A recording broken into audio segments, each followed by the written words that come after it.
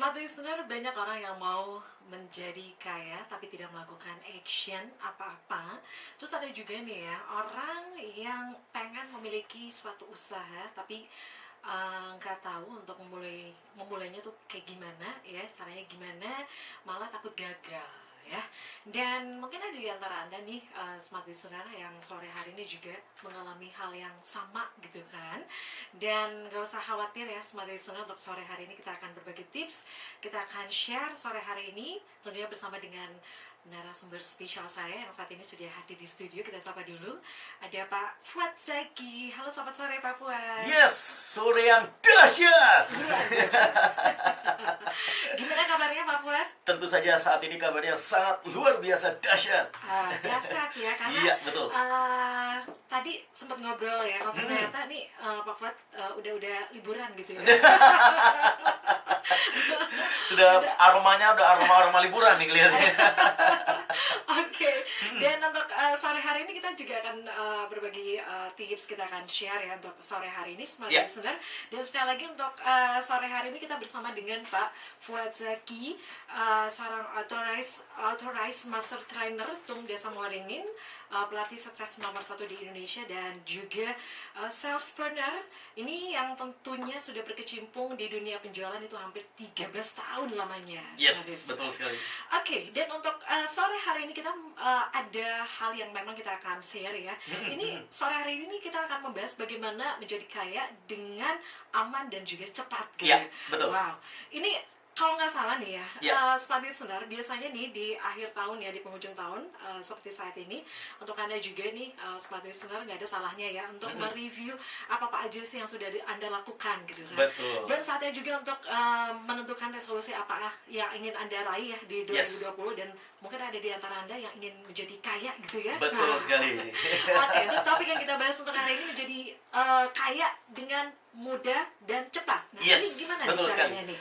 Jadi tentu saja smart listener, saya yakin pasti beberapa di antara Anda sudah mulai menyusun resolusi di tahun 2020. Namun mungkin ada beberapa di antara Anda yang mungkin pencapaian di tahun 2019, kok masih jauh belum tercapai gitu. Akhirnya resolusi di tahun 2020 adalah menyelesaikan resolusi 2019.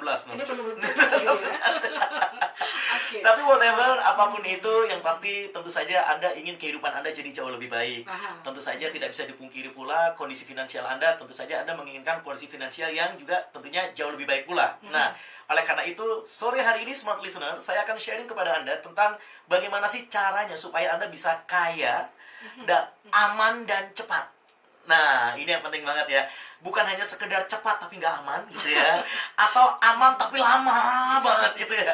Nah, oleh karena itu, ini izinkan saya kesempatan kali ini saya ingin sharing kepada smart people dimanapun Anda sedang berada ya. Jadi kalau kita ingin berbicara tentang kaya, tentu saja semua orang pengen jadi kaya. Namun begitu banyak orang salah kaprah tentang definisi kaya. Coba nih, yuk saya ingin berinteraksi secara tidak langsung gitu ya. Cukup jawab aja dalam hati gitu ya. Ya, jadi kira-kira menurut Anda kaya itu seperti apa sih? Nah, kaya itu seperti apa? Nah, saya yakin pasti beberapa di antara Anda akan mengatakan bahwa definisi dari kaya adalah orang yang memiliki gaji yang besar atau memiliki omset bisnis yang besar. Pertanyaan saya, oh ya? Oh iya. Jadi masih tanda tanya gitu ya. Betul sekali, masih tanda tanya. Bebas secara finansial? Nah, bebas secara finansial yang seperti apa gitu ya. Anda harus tahu dulu definisinya apa dulu nih. Atau bagaimana sih seharusnya mental atau cara berpikirnya orang-orang kaya nih. Anda harus tahu dulu di sini. Nah, ingat, ketika Anda mengatakan bahwa orang kaya adalah orang yang memiliki gaji yang besar, omset bisnis yang besar, Anda tidak salah. Namun berapa banyak orang di luar sana bekerja, gajinya gede, omset bisnisnya gede, tapi selalu kekurangan. Kalau ditanya, kamu ini gimana sih? Masa tengah bulan udah kurang aja? Emangnya gajinya berapa sih? Emang omset bisnis berapa sih? Ketika ditanya seperti itu, mereka jawabannya seperti ini. Ya lumayan sih, 15 koma. Setelah tanggal 15 koma maksudnya. Nah, ini yang bahaya nih gitu ya. Ternyata perbedaannya tipis sekali antara orang yang kaya dengan orang yang biasa-biasa saja gitu ya. Orang kaya, silakan Anda catat atau Anda simak baik-baik. Orang kaya adalah orang yang disiplin menyisihkan, bukan menyisakan. Nah ini ya, saya ulangi lagi. digaris bawahi gitu ya. Kalau perlu dipikora ini kata-kata ini gitu ya. Orang kaya adalah orang yang disiplin menyisihkan, bukan menyisakan. Begitu banyak orang di luaran sana memiliki prinsip atau mental menyisakan. Setiap kali terima gaji ataupun setiap kali terima penghasilan dari bisnisnya, tidak peduli besar, tidak peduli kecil, mereka akan selalu habiskan untuk kebutuhan. Mereka akan selalu habiskan untuk bayar hutang-hutang. Terus kemudian apa yang terjadi? Mereka memenuhi keinginan yang tak terbatas. Keluar gadget baru, beli. Keluar fashion, keluaran terbaru, beli. Keluar ada gadget elektronik baru, beli. Nah, alhasil apa yang terjadi? Sampai akhir bulan itu nggak ada yang disisain. Karena prinsipnya menyisakan. Ketika ditanya seperti ini, terus kapan nih untuk disisihkan? Kapan nih untuk dikasih untuk Tuhan dalam bentuk amal? Pasti jawabannya kayak gini, entar aja deh kalau ada sisa. Terus kalau misalnya ditanya lagi, kapan nih mau dibagi untuk orang tua? Orang-orang yang prinsip menyisakan, selalu mereka mengatakan, entar aja deh kalau ada sisa. Terus yang paling parah lagi kalau ditanya, kapan nih untuk ditabung dan diinvestasiin? Mereka akan selalu mengatakan, entar aja kalau ada sisa. Jawabannya seperti itu. Seperti itu terus. Dan fakta menunjukkan, setiap kali orang memiliki prinsip atau berpikiran menyisakan, sampai akhir bulan tidak ada sepeser pun yang disisakan. Karena mereka selalu berprinsip menyisakan. Tapi berbeda dengan orang kaya. Orang kaya adalah orang yang disiplin menyisihkan, bukan menyisakan. Setiap kali mereka dapat uang, tidak peduli besar, tidak peduli kecil, tidak peduli dari gaji ataupun penghasilan bisnis mereka, mereka akan selalu pertama kali, mereka akan langsung sisihkan di awal minimal 10% untuk Tuhan dalam bentuk amal. Oke, itu tiap bulan gitu ya? Tiap bulan, bukan tiap bulan, tiap kali terima penghasilan. Bisa jadi jadi susunannya seperti apa gitu? Ya, bisa jadi entah itu tiap bulan, entah itu dari komisi, insentif dan lain sebagainya. Pokoknya setiap kali terima penghasilan langsung disisihkan. Alokasinya seperti ini nih, saya jelasin secara gamblang nih ya. Minimal 10% itu digunakan untuk pelayanan, gunakan untuk amal kepada Tuhan, gitu ya.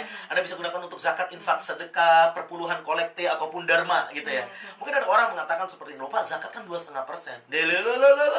Tunggu dulu, memangnya nggak boleh apa 7,5%-nya dalam bentuk infak atau sedekah, gitu kan? Ingat, the more you give, the more you get. Ya, semakin banyak Anda memberi, maka semakin banyak Anda akan menerima. Ingat, ada yang hukum alam ciptaan Tuhan yang Anda harus pahami. Salah satunya adalah hukum gravitasi. Apapun benda yang dilempar ke atas pasti akan turun ke bawah, dan pasti turunnya akan jauh lebih cepat dibandingkan lemparan ke atasnya.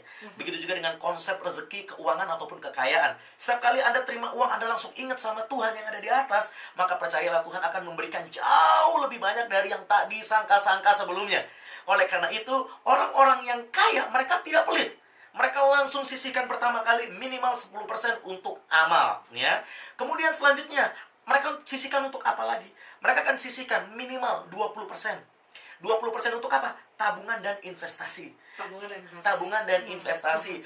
Mereka awalnya mungkin karena penghasilannya kecil, mereka akan tabung terlebih dahulu. Nanti kalau tabungannya sudah sampai di angka tertentu, mereka akan investasikan. Entah itu dalam bentuk emas, entah itu dalam bentuk tanah, atau apapun jenis investasinya. Ataupun dalam bentuk nabung saham pun gitu ya. Intinya mereka selalu menyisihkan untuk menabung ataupun investasi. Kalau belum cukup untuk investasi, mereka akan nabung dulu sampai sejumlah uang mereka akan alokasikan untuk investasi. Kemudian alokasi yang terakhir maksimal gitu ya. Maksimal itu 70%. 70%. Tidak boleh lebih gitu ya, tidak boleh lebih. 70% itu maksimal digunakan untuk kebutuhan dan keinginan. Mungkin ada pertanyaan seperti itu, Pak, terus kemudian bayar hutang gimana? Ingat, Anda ketika berhutang sebenarnya manfaatnya sudah Anda terima di depan.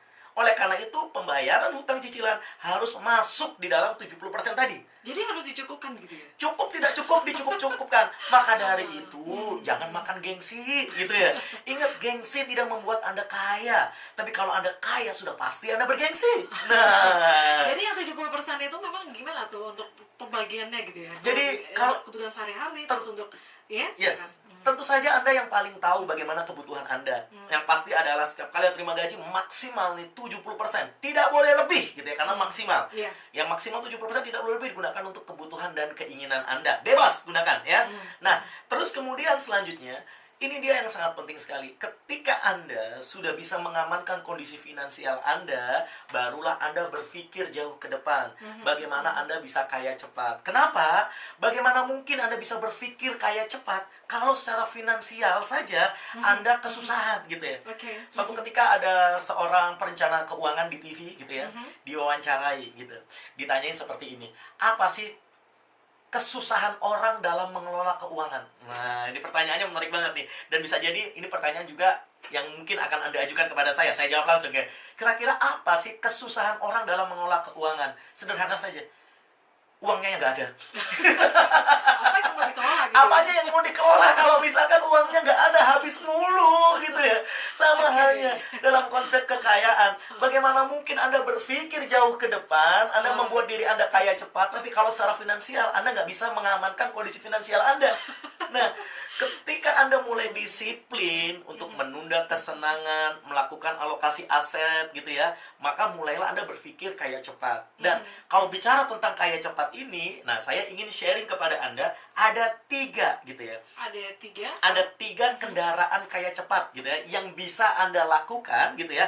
Bahkan nih yang menarik, bahkan bisa tanpa modal juga loh. Oh, bisa? Yes, of course gitu ya. Tapi kalau kita mulai usaha biasanya tantangan kita itu modal gitu. Nah, ini bisa gitu. akan saya share 3 kendaraan kaya cepat yang bahkan Anda bisa tanpa modal gitu ya. Oke, kita akan bahas sebentar ya Pak Fuad ya. Oh ya, satu lagi, sabar dulu. Kenapa? Kalau Anda tetap stay tune nih saat ini di Smart FM gitu ya, saya after break, saya akan bagikan informasi kepada Anda di mana saya akan berikan kepada Anda gratis mentoring online digital marketing selama 1 tahun. Oh ya. Yes, oleh karena itu tetap stay tune di Smart FM. Oke.